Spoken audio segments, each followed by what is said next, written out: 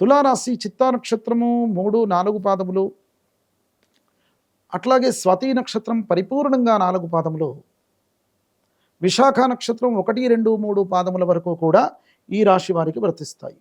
11 ఆదాయము, 5 అవమానము, 2 రాజపూజ్యము, 2 అవమానము. ఈ విధంగా ఈ రాశి వారి యొక్క ఆదాయ వ్యయాలో వ్యత్యాసం అనేటువంటిది ఉంటుంది. రాజపూజ్య అవమానాల్లో కూడా సమానమైనటువంటి ఫలితం అనేటువంటిది ఉంది. ఇక గోచార ఫలితాలు చూడగా తులారాశి వారి యొక్క షష్ఠంలో శనీశ్వరుడు, శత్రుబాధ నివృత్తి కావడానికి అవకాశం, దృష్టి దోషాల ద్వారా ఇన్ని రోజులు ఇబ్బంది పడుతూ ఉన్నటువంటి వారు ఈ సంవత్సరం మంచి ఫలితాలు పొందడానికి అవకాశమే. ఈ రాశిలో ఉన్నటువంటి వారికి నవమస్థాన స్థిత శనీశ్వరుడు, నవమస్థాన స్థిత శనీశ్వరుని యొక్క ఫలితం చేత చాలా ఉత్తమమైనటువంటి సత్ఫలితాలు పొందుతారు.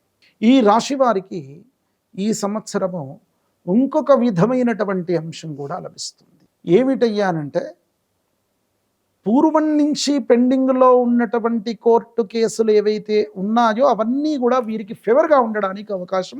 పిత్రార్జితమైనటువంటి ఆస్తులు కూడా ఖచ్చితంగా సంక్రమిస్తాయి. విదేశంలో ఉన్నటువంటి ఉద్యోగస్తులు, నిరుద్యోగంలో ఉన్నటువంటి వారికి మంచి ఉద్యోగాలు లభించడానికి అవకాశమే.